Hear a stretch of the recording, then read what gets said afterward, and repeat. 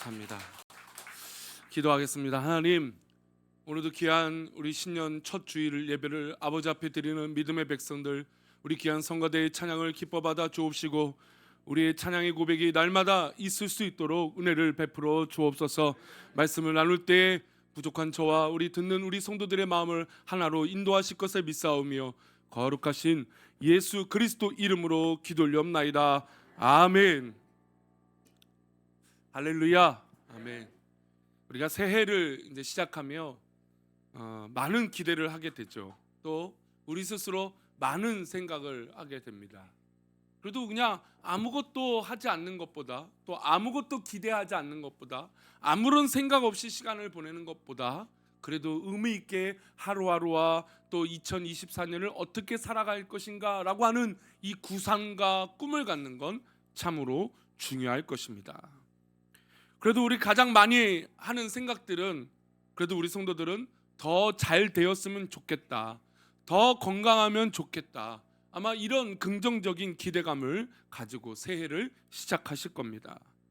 정말 우리 성도들, 또 이 예배를 드리는 우리 온 성도들에게 올 한 해 기대하는 바가 다 이루어지시기를 축원합니다. 저는 정말 우리 교회가 조금 더 건강하고 좋은 교회가 되기를 기도하고 있습니다. 그리고 소망합니다. 저는 우리 교회가 하나님 앞에 가까이 가서 하나님 주신 복을 모두 다 누렸으면 좋겠습니다. 이것은 아마 목사라면 다 갖는 마음일 것이고, 저 또한 정말 우리 성도들이 더 주 안에서 잘 되었으면 좋겠습니다. 그런데 조건이 있다고 말씀드렸어요. 바로 그것은 하나님께 가까이 가야만 된다는 것이죠. 가까워지기 위해서는 우리는 인간들 사이에서도 노력을 해야 됩니다. 친구와 친구 사이, 가족과 가족 관계. 가족이라고 그냥 가까워지는 게 아니죠. 가족의 의미가 더 따뜻하고 정말 그 애틋한 마음들면, 우리가 가족이라면 어떻습니까? 만약에 아프면 그래도 누구는 함께하지 못해도, 다른 사람은 함께하지 못해도 누구는 함께해야 됩니까? 가족은 함께할 수 있는 것이죠. 그리고 우리 가족이 어려운 일을 당했어요. 그러면 애틋한 마음이 들어요. 물론 내가 지금 수중에 당장 도와주지 못할지라도 마음을 씁니다. 안타까워요. 그게 바로 가족 간의 노력이고 애틋한 마음일 거죠. 인간과의 관계 중에서 노력을 해야 된답니다. 그것이 한 10가지 정도가 이 노력을 해야 가까워지는데, 첫 번째는 솔직한 대화를 할 줄 알아야 된다는 것이죠. 두 번째는 이해와 수용을 할 줄 알아야 된다는 겁니다. 그러니까 솔직한 대화를 하고 수용을 할 줄 모른다면, 그러니까 보통 요즘은 자기 말만 하잖아요, 그렇죠? 그러니까 사실 교회는 들어주기를 하기도 하지만 사실은 서로 수용할 때 가까워질 수 있는 거예요. 내 말도 주장하지만 당신의 말도 맞다라고 할 수 있는 어떤 그런 수용감. 셋째는 사과와 용서를 할 줄 알아야 돼요. 또 용서를 빌 줄도 알아야 되는 것이죠. 네 번째는 공공의 해결책을 찾아야 돼요. 그러니까 우리 공동체의 해결책이 무엇인가, 우리 관계의 해결책이 무엇인가. 그것이 좋은 거라면 우리는 여행을 가자. 그럼 이 공동의 목적이 생긴 것이죠. 그러니까 어떤 그런 해결책이 필요합니다. 다섯 번째는 시간과 공간의 부여가 필요합니다. 시간을 드려야죠. 관계가 가까워지려면 시간을 들이지 않고서는 가까워질 수 없다는 것이죠. 여섯 번째는 적극적인 자세가 필요하다는 겁니다. 이왕 가까워졌는데 마음을 열었으면, 소극적으로 마음을 닫으면 그는 가까워질 수 없는 것이죠.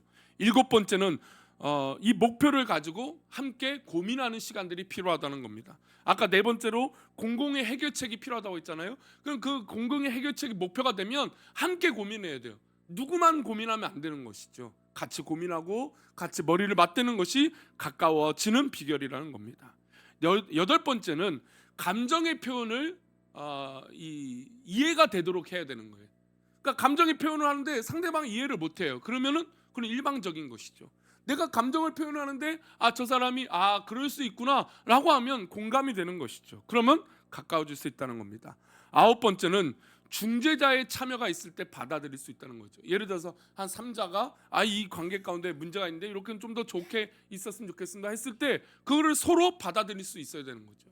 부부 관계에서도요. 요즘은 숙려 기간도 있고 이제 그렇지만 중재자가 가끔 있습니다. 근데 중재자가 들어서 사실 부부 관계나 가족 관계에 어떤 3자가 낀다는 건 어려운 문제지만, 저는 이제는 오히려 3자가 좀 적극적으로 끼어야 되는 시대가 될 것 같아요. 왜냐면 너희들이 알아서 해. 워낙 너희들이 알아서 하다가 보니까 사회적인 병약함이 오히려 더 많아진 시대가 됐잖아요. 그러니까 어른들이 또 좀 더 건강한 이 공동체가 이 선한 영향력과 답안을 제시해 줘야 돼요. 그러니까 중재자의 역할을 하는 거죠. 그리고 그 중재자의 역할을 받아줄 수 있을 때 좋은 관계가 된다는 겁니다. 마지막 10번째는 자기 반성과 개선이 있어야 되는 거예요. 하나님과 가까워지고 성도들과 가까워질 때 자기 반성과 자신의 어떤 그런 개선의 노력이 있을 때 더 가까워지는 거예요. 야, 올해 안에 뭔가 달라졌네. 야, 우리 성도들 올해 안에 뭔가 발전이 있네. 이런 있어야 감격이 있지 않겠습니까? 우리 작년에는 우리 교사 이제 아이들을 가르치는 직업들이 참 어려움이 있다라고 이야기들을 많이 있어요. 근데 교사들이나 어린이집 선생님들의 이 감격스러운, 우리 목회자들도 마찬가지지만 아이가 성장하는 모습을 볼 때 얼마나 감격스러운지 몰라요. 야, 이 아이가 정말 철없던데 정말 막 이렇게 있었는데 조금 성숙한 모습을 보여요. 야, 그러면 우리 선생님들이 또 이끌어가는 교사들이 감동을 한다라는 것이죠. 그러니까 하나님 보실 때도 우리가 올 한해 특별히 24년 조금 더 성장하고 성숙하고 하나님 바라시는 대로 뭔가 개선이 되어진다, 얼마나 하나님께서 기뻐하실까요? 그러니 우리 성도님들 올 한해 가지는 목표와 꿈이 있기를 바랍니다. 물론 내가 잘되고 내가 복되는 거 중요합니다. 이게 언제나 늘 첫 번째이겠죠. 그러나 더불어서 우리가 하나님 앞에 고민할 것은 하나님 앞에 내가 성장하고 자기 반성도 있고 개선되어질 수 있는 그런 믿음의 성숙함이 있어야 되는 것이죠. 이게 바로 관계를 가까이 하는 비결이라는 겁니다. 그래도 멀어지는 것보단 성도님들 가까워지는 게 나아요, 안 나아요? 낫죠. 멀어지는 것보다 이왕이면 가까워지는 게 좋을 거예요. 우리 그런 의미로 우리 옆 사람에게 새해 복 많이 받으십시오 격려합시다. 네, 예, 그렇습니다. 올 한해 정말 새해 복 많이 받으시고 건강하시고 강건하시기를 바랍니다. 이게 가까워지는 사람들 아닐까요? 물론 이번 주에도 이제 입원을 앞두고 수술하시는 우리 권사님이 계셔서 앞두고 계시고서 참 마음이 아픕니다. 건강하면 다 좋겠는데 예배 전에도 어지러워서 목사님 힘들어요라고 기도 받으신 권사님도 있어요. 우리 권사님들, 우리 연세 많으신 우리 권사님들, 우리 성도님들 힘내시고 더 강건하시기를 축원합니다. 올 한해 저는 이를 위해서 더 열심히 노력하겠습니다. 요한복음 6장은 예수님께서 오병이어를 가지고 5,000명을 먹이신 사건에 있었던 이후에 나오는 일입니다. 그러니까 5,000명, 장정만 5,000명이니까 적어도 한 15,000명, 12,000명, 15,000명 뭐 이런 사람들이 모여갖고 예수님 곁에 몰려든 것이죠. 그리고 예수님이 그들의 굶주림을 보시고 또 어린아이의 오병이어를 가지고 축사하시고 그 5,000명을 다 먹이신 사건이 놀라운 기적이죠. 뭐 우리는 어릴 때부터 이 오병이어 이 사건 5,000명을 먹으셨다는 사건을 누누이 많이 들었던 예화 중에 하나일 것입니다.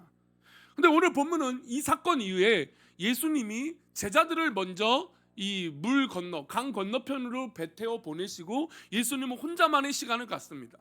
근데 그랬던 이유가 있어요. 왜냐하면 5,000명을 먹이신 사건 이후로 예수님을 쫓아서 다녔던 사람들이 예수님을 뭘로 만들고 싶었냐면 예수님을 왕으로 만들고 싶었어요. 그러니까 순식간에 이 기적을 행하고 나서 예수님이 슈퍼스타가 된 거죠. 사람들이 막 열광을 합니다. 여기도 어제도 보니까 가끔 우리 강원대 학교 앞에 뭐 홀이 하나 있는데 거기서 가끔 콘서트를 하더라고요. 저는 뭐 생전 처음 보는 사람이에요. 근데도 그 추위에 한 100여 명 넘는 사람이 줄 서서 몇 시간 전부터 기다려요. 저는 한 3시에 봤는데 아니 입장이 6시더라고요. 그러니까 3시 전부터 와서 그 추위에 막 벌벌벌 떨면서 티켓팅을 하는 것이죠. 그러니까 지금 예수님이 유명세를 타시기 시작했어요. 왜냐하면 예수님 곁에 가면 병든 사람이 낫는 것이죠. 그리고 예수님 곁에 가면 너무너무 좋은 말씀들을 듣는 것이죠. 그리고 이들은 로마의 압박을 받았기 때문에 압제를 받았기 때문에 어떻게든 우리나라가 해방을 돼야지 뭐 이런 마음이 열망이 있는데 예수님이라고 하는 존재가 너무너무 대단했던 것이죠. 그런데 이날 모이는 이 수많은 구름대와 같은 이 사람들 가운데 먹을 것이 없어서 하루 종일 예수님 말씀을 듣다가 굶주려 있었던 것입니다. 그래서 예수님이 불쌍히 여셔서 어린아이의 그 도시락을 가지고 축사하실 때 5,000명을 먹으셨던 것이죠.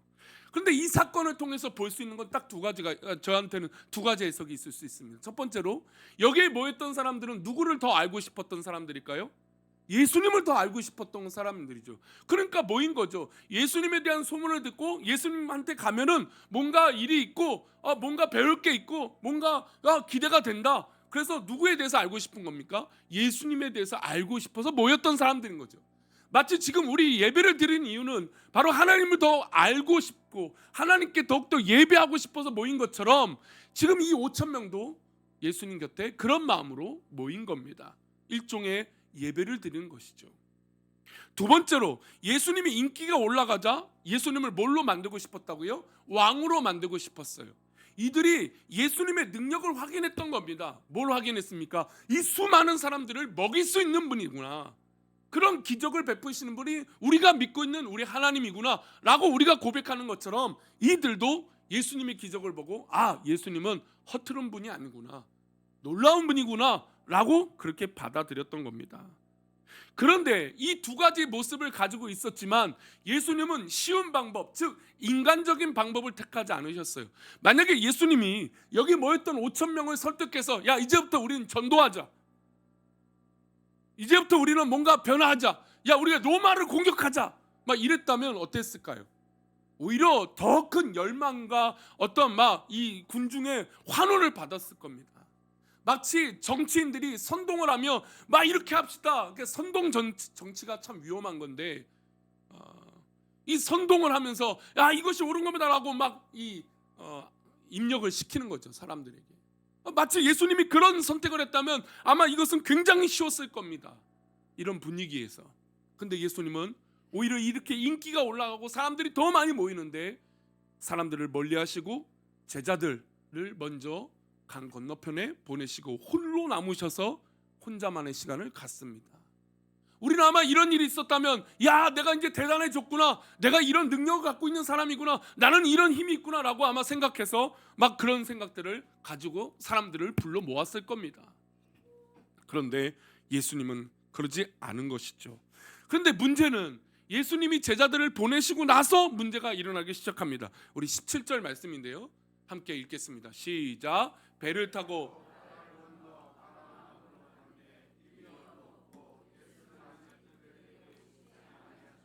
예수님이 오병이어 사건 이후 제자들을 먼저 보내셨다고 했습니다. 근데 이 말씀에는 두 가지 어려움이 있어요. 하나는 바다를 건너 가버나움을 가는데 이미 어떻게 됐습니까? 어두웠다라는 거예요. 그리고 두 번째 문제, 누가 오시지 않았습니까? 예수님이 아직 그들에게 오시지 않았다는 두 가지 문제가 있었던 것입니다. 이미 어두웠과 그 다음에 아직 예수님이 오지 않았다는 건 두 가지가 비교가 돼요. 즉 우리의 삶은 어두움이 있고 어려움이 있을 수 있어요. 그렇죠? 이건 우리의 현실입니다. 우리의 문제예요. 그런데 이 안에 누가 오시지 않는 게 더 큰 문제일까요? 믿음의 사람들은 예수님이 아직 오시지 않는 게 더 큰 문제예요. 우리 성도님들, 올 한해 예수님께 가까이 가고 하나님을 더 가까이 가고 싶다면 우리의 현실의 어려움, 그 문제의 직면에 있는 것들 가운데 그곳에 누가 없는 것인지 깨달으시길 바랍니다. 누가 없는 게 문제입니까? 예수님이 안 계시는 게 문제인 것이죠. 이 제자들에겐 지금 이미 어두웠다라고 하는 현실적인 문제보다 예수님이 오시지 않는 것이 더 큰 문제였던 것이죠. 우리 삶 속에 사실 여러 가지 다양한 어려움들과 문제들이 분명히 있을 겁니다. 어두웠던 이 문제뿐만 아니라 우리 성도님들 삶 가운데 여러 가지 고민과 염려와 눈물의 기도들이 다 있을 겁니다. 그래요, 다 그렇습니다. 그런데 그 순간에 예수님이 오시지 않은 것을 우리는 깨달아야 돼요. 그런데 반대로 예수님이 오지 않은 건 누가 모르고 있던 걸까요? 이 배에 타고 있는 제자들이 느끼지 못했던 것이죠. 즉 문제가 있을 때 우리는 예수님을 찾아야 합니다. 이게 바로 예수님을 가까이 가는, 예수님께 가까이 가는 비결이 되는 것이죠. 어려움 있고 문제가 있을 때 우리는 다른 곳을 가는 것이 아니라 예수님께 가는 것이죠.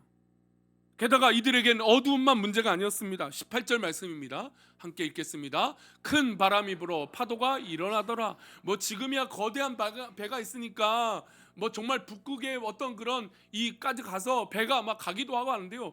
여러분, 그 북극이나 이게 엄청난 파도는요, 정말 그 엄청난 배를 집어삼킬 만한 파도가 쳐요.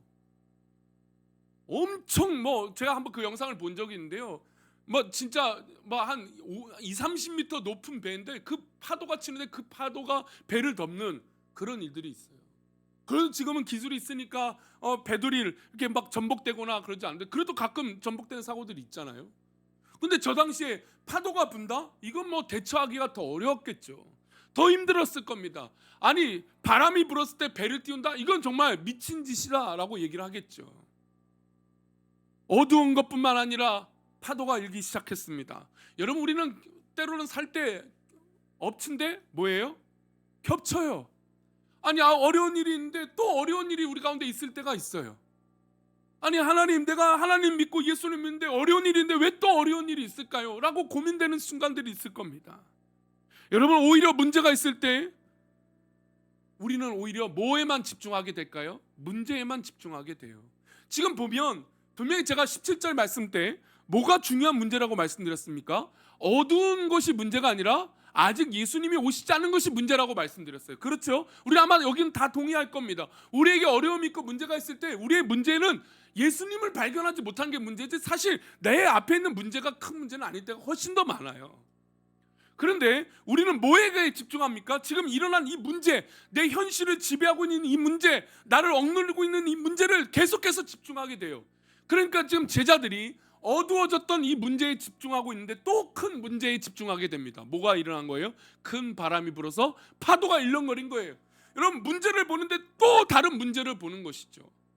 여러분 우리 잠자기 전에 염려를 하시는 분들이 있어요. 염려를 하게 되면 잠 못 이루게 되죠. 왜 그럴까요? 염려는 또 다른 염려를 또 계속 생각하게 돼요. 이 염려를 해결하지도 못하지만 또 다른 염려가 또 나를 짓누르게 돼요. 문제를 바라보는데 문제의 더 큰 문제를 생각하게 돼요. 여러분 뭐가 문제라고요? 그 어려움과 염려가 쌓이는 그 순간에 예수님이 계시지 않는 게 문제라니까요. 이걸 알아요. 지금 제자들도 오병이어를 경험했잖아요. 얼마나 큰 기적입니까? 이 기적만큼 더 놀라운 기적이에요. 어디 있겠습니까? 5천 명이 넘는 아니 아이들까지 저기 아내들 뭐 노인 뭐 숫자 다 치면 한 15,000, 2만 명이 가까운 사람들이 한꺼번에 식사를 다 했는데요. 우리는 예수를 믿고 이 자리에 앉아 있는 이유가 있습니다. 우리가 세상 사람들을 볼 때 믿지 않는 사람들이 볼 때 우리는 미친 짓이라고 할 수도 있어요. 왜요? 우리는 우리 앞에 있는 문제를 문제로 보는 것이 아니라 우리 앞에 하나님이 계시지 않는 것을 문제로 여기기 때문이에요. 그러니 세상을 바라보고 문제를 바라보고 고난을 바라보는 시각이 다른 것이죠. 귀한 성도님들, 우리가 내 앞에 어려움이 있거든. 그 어려움에 물론 우리가 해결해야죠. 잘 해결해야 되죠. 지혜롭게 그걸 풀어나가야 되죠. 올 한 해 우리 성도님들 지혜롭게 그 문제들을 풀어가시기를 축원합니다. 그런데 그 문제가 풀리지 않는 것도 있고 어려운 것들이 있어요. 그 순간 누구의 도움을 구해야 됩니까? 예수님의 도움을 구해야 돼요. 그 고민이 있어 잠 못 이루지 못하게 해서 염려와 꼬리를 잡고 걱정이 꼬리를 잡을 그 순간에 우리는 예수님을 찾고 바라봐야 됩니다. 언제나 위기 때는 누가 함께 하실까요? 예수님 함께 하시죠. 아니 이미 예수님을 함께하고 계신 것입니다. 그런데 제자들은 이 예수님이 다가오고 계시는데 예수님을 알까요 모를까요? 예수님은 몰라요. 우리 19절 말씀입니다. 함께 가겠습니다. 큰 파도에 지금 배를 젓고 가요. 함께 읽겠습니다. 제자들이 노를 저 10여리쯤 가다가 예수께서 바다 위를 걸어 배에 가까이 오심을 보고 두려워하거늘. 지금 분명히 어두워졌다고 했어요. 바람이 불어서 큰 파도가 일고 있다고 했어요. 어려움의 직면에 있어서 이들은 어떻게든 자기 힘으로 이 배를 저어서 가려고 했습니다. 근데도 어려움이 있어요. 근데 지금 이 순간에 누가 다가오고 계십니까? 예수님이 가까이 오고 계시죠. 여러분 어떻게 보면 하나님을 가까이 하고 하나님께 가까이 한다는 건 이미 우리 하나님은 나와 함께하고 계세요. 나와 가까이 계세요. 그런데 우리가 하나님을 가까이 하지 않아서 멀리 있는 것처럼 보일 뿐이죠. 아마 예수님은 제자들을 배를 태워 보내시면서 다 지켜보고 계셨을 겁니다. 아마 이미 다 알고 계셨던 것이죠. 그 어둡고 큰 파도가 쳐서 정말 출렁거리는 뱃속에서 예수님이 다가오는데 아니 우리 같으면 예수님을 왜 못 알아봐? 이 배, 물 위에 걸을 수 있는 사람은 누구예요? 귀신인가요? 지금 이들의 마음속엔 귀신인 거고 뭔가 유령처럼 보인 거죠.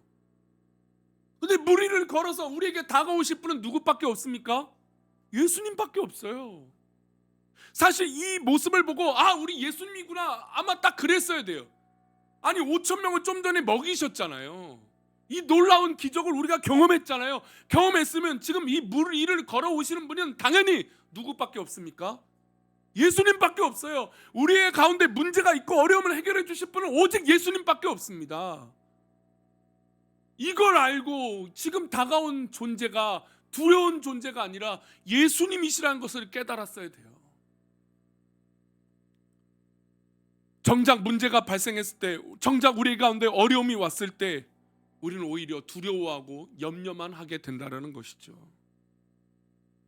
즉 이들 생각엔 지금 귀신이거나 뭔가 우리를 해하려고 하는 그 두려운 존재인가 보다, 우리 인간 깊숙하게 있는 그 두려움 속에 있는 그런 존재들인가 보다라고 생각했을지도 모릅니다. 바른 판단을 못한 것이죠. 아니 조금 전만 해도 예수님을 왕으로 만들자, 예수님을 정말 우리 이 로마의 압제에서 이기게 해주실 그런 존재다, 그리고 예수님을 더 알고 싶다 이랬던 사람들이 정작 예수님이 오는데 예수님을 의심하고 걱정하는 것이죠. 정말 믿음이 있다면 이 문제를 해결해 주실 분이 예수님밖에 없다고 고백하는 것이죠. 정말 믿음이 있다고 이 제자들이 정말 예수님을 알았다면 물 위를 걸어오는 존재는 예수님밖에 없다는 것을 아마 고백했을 겁니다.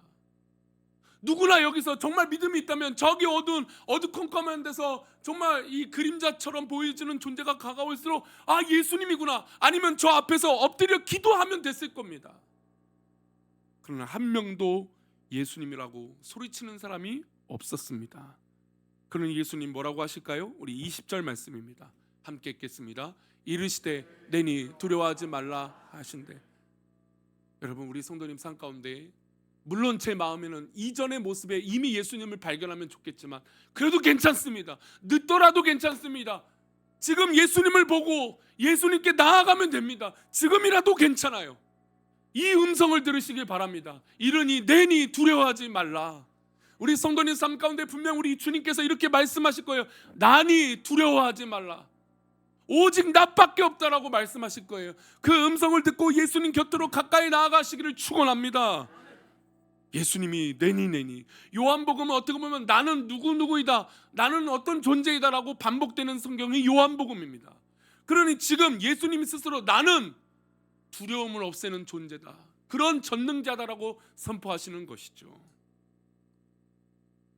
성도님들, 이제라도 어떻게 된다고요? 기뻐해야 되고 예수님을 받아들여야 돼요. 우리 21절입니다. 함께 읽겠습니다. 이에 기뻐서 배로 영접하니 배는 곧 그들이 가려던 땅에 이르렀더라. 할렐루야. 이에 기뻐서, 맞아요. 이전에 이미 예수님이라는 걸 깨달아서 내 어려움 속에 예수님을 찾았으면 더 좋았겠지만 그러나 늦더라도 괜찮다라는 거예요. 우리 주님의 법칙에는 포도한 일꾼이 아침 5시에 오든 7시에 오든 10시에 오든 12시에 오든 하나님의 부르심에는 동일한 것인 줄 믿습니다. 그러니 이에 기뻐서 배로 영접할 수 있는 우리 귀한 믿음의 모습. 이 제자들이 왜 예수님을 기뻐했을까요? 이 문제를 해결해 주실 분은 예수님밖에 없기 때문이죠. 어떤 일이든 예수님이 오시면 해결됩니다. 우리 이사야 48장 16절 말씀 한번 보겠습니다. 함께 읽겠습니다. 너희는 내게 가까이 나와 이것을 들으라. 내가 처음부터 비밀을 말하지 아니하였나니 그것이 있을 때부터 내가 거기에 있었노라 하셨느니라. 이제는 주 여호와께서 나와 그의 영을 보내셨느니라. 이 말씀 무슨 얘기냐면 지금 이사야는 어려운 배경, 정말 이스라엘 민족이 멸망하고 괴로운 가운데 빠지는 거예요. 그런데 이것으로 예수님의 하나님의 계획은 끝이 아니라는 겁니다. 비밀이 있다는 것이죠. 결국 이들은 회복될 거라는 겁니다. 근데 지금 예수님이 이것을 다 하나님이 다 설명해 주시지 않는다는 거예요. 비밀이 있다는 것이죠. 어떻게 하면 그것을 해결하고 깨달을 수 있어요? 너희는 내게 가까이 나와 이것을 들으라. 하나님 말씀을 듣고 하나님의 음성을 들을 때 내가 미처 깨닫지 못했던 그 비밀을 깨닫게 된다는 겁니다. 신앙이라고 하는 것은 예수님을 만남으로 하나님의 놀라운 비밀을 깨닫는 거예요. 매 순간마다 내 삶 속에 있는 하나님에 관한 모든 고민과 그 고민들을, 또 어떤 그 비밀들을 깨달아가는 작업들인 것이죠. 내 삶은 내가 다 알 것 같지만 비밀스러운 일이에요. 가끔요 아침에 일찍 오면 저는 깜짝 놀랍니다. 아침에 전화하지 말라는 얘기는 아니에요. 아침에 전화하셔도 되고 또 급한 일 있고 또 함께 하시고자 하는 어떤 일이든 연락 당연히 하셔야죠. 근데 가끔은 놀래요. 왜 놀랄까요? 무슨 일이 있을까? 왜냐하면 새벽 예배 마치고 얼마 되지 않는데 연락이 오시면 아이고 무슨 일이 있는 거 아닌가? 가슴이 철렁 내릴 때가 있어요. 근데 어떤 일이든 내가 계획한 대로 다 되면 사실 가슴이 철렁 걸릴 일이 없죠. 뭐 염려가 있겠습니까? 내가 계획한 대로 다 되니까. 근데 우리 인생을 살다 보면 우리 계획대로 안 될 때가 훨씬 더 많은 때가 있어요. 아니 내가 아무리 고민해도 해결 안 될 때가 있어요. 그게 바로 비밀이죠. 그 비밀을 우리가 풀 수 없는 문제가 아니라 하나님께 가까이 가 하나님 말씀을 들으면 그 비밀이 풀려진다라는 것이죠. 예수님이 이미 정답을 가르쳐, 우리 학생들을 가르쳐 보시면 알겠지만 정답을 미리 알려주고 공부를 시키면 공부가 되겠습니까? 한 번 더 고민하고 문제를 풀어보고 왜 이런 문제가 있는지 한번 해석해보고 그리고 하나님께 물어야 깨닫는 거 아니겠습니까? 이게 바로 신앙의 비밀이라는 것이죠. 그러니 성도님들 올 한 해 이 말씀 잊지 마십시오. 우리 이사야 55장 6절 말씀 읽고 말씀 마치겠습니다. 함께 읽겠습니다.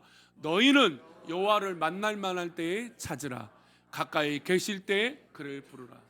여러분 여기서 말하는 만날 때라고 하는 것은 우리가 정해놓은 시간이 아니에요. 하나님이 이미 함께 해주시기 때문에 우리가 마음만 열면 그것이 그때가 되는 것이에요. 올 한 해 하나님을 가까이 하고자 하는 그 마음이 열리기만 하면 하나님을 만날 수 있다는 것이죠. 그러니 하나님 만날 때에 하나님을 찾으십시오. 하나님 분명히 가까이 계시니 하나님을 만나게 될 줄 믿습니다. 올 한 해 그런 신앙의 여정을 거룩하고 복되게 걸어가 정말 기쁨으로 쓰임받는 우리 모두가 되기를 축원합니다. 우리 다 같이 일어나셔서 우리 몸이 불편하신 분들은 자리에 앉으셔도 괜찮습니다. 우리 주가 일하시네. 우리 주님께서 올 한 해 우리 2024년 일하실 것을 믿고 믿음으로 간구하며 우리 기도하는 마음으로 찬양하겠습니다.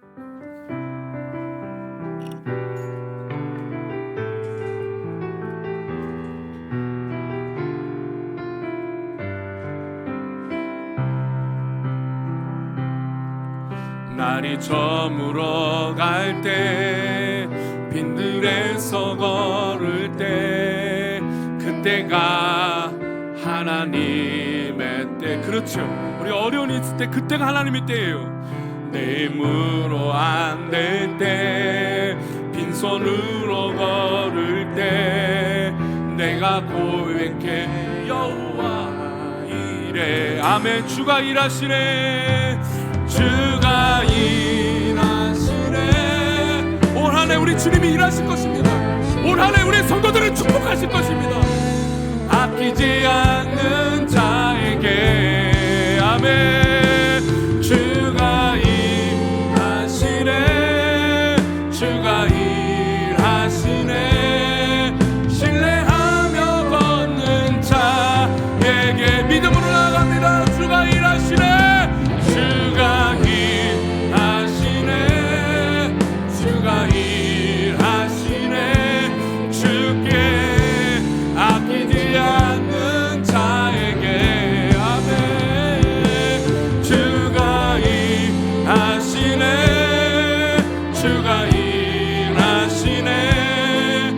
신뢰하며 걷는 자에게. 이 시간 우리 함께 24년을 축복하며 기도할 때 우리 가운데 어두움이 있고 우리 가운데 풍랑이 있지라도 우리가 그 순간에 예수님을 찾는 믿음이 있게 달라고 기도합시다. 혹시나 지금 이해할 수 없는 어려움 속에 있다면 그 어려움 속에 하나님의 역사가 있게 달라고 기도합시다. 하나님을 찾고 하나님을 만나게 해달라고 기도합시다. 그리고 하나님 일하실 것을 믿습니다. 우리 그런 마음으로 시간 다 같이 하나님 앞에 기도합니다. 같이 기도합니다. 하나님 아버지 감사합니다.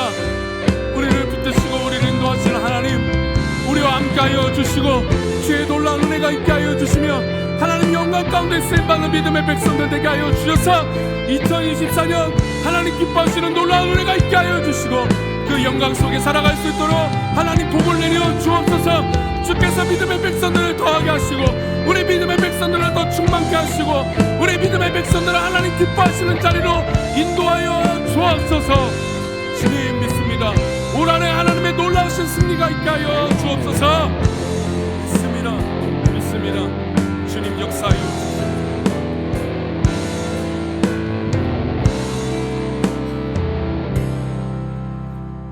하나님 아버지, 우리 가운데 어둠이 있습니까?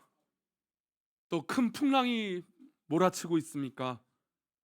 하나님, 우리가 그 현실과 환경을 집중하지 않게 하시고 내가 지금 하나님과 가까이 하고 있는 것을 깨닫게 하여 주셔서 우리 믿음의 백성들 올 한 해 하나님께 가까이 감으로 하나님 주신 복을 누리게 하여 주시고 이제는 우리의 삶이 하나님 기뻐하시는 그 기준으로 변화되게 하여 주시고 하나님 영광 가운데 쓰임 받게 하여 주옵소서. 주께서 귀한 믿음의 백성들 복 주시고 인도하실 것을 믿사옵고 거룩하신 예수 그리스도 이름으로 기도 올려옵나이다. 아멘. 간구 하나 하고 축도하겠습니다. 신년 축복기도 받지 못하신 분들은 기도 카드를 작성해서 한 10분 정도 이 본당에서 기다리셨다가 기도 받으시고 또 우리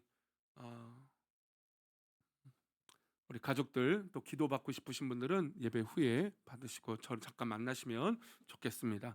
축도하겠습니다. 이제는 우리 주 예수 그리스도의 은혜와 아버지 하나님의 크신 사랑과 성령님의 감화 감동 위로 교통하심이 오늘 말씀을 듣고 내 문제에 집중해서 주님이 함께 계신 것을 깨닫지 못하는 그런 모습을 돌아보며 이제 내 곁에 계시는, 그래서 찾을 만할 때 우리 하나님을 찾고 주님을 찾아 주님을 만나고자 하는 우리 귀한 성도들의 삶 위에, 그리고 이제는 내가 일하는 것이 아니라 우리 하나님 일하심을 보는 우리 귀한 믿음의 백성들 머리 위에 이제 2024년 첫 주일을 하나님 앞에 구별하여 드리고 나아가는 믿음의 백성들 머리 위에, 삶과 건강과 사업도와 직장 위에, 모든 가정들 머리 위에 이제로부터 영원까지 함께 계시기를 간절히 축원하옵나이다. 아멘.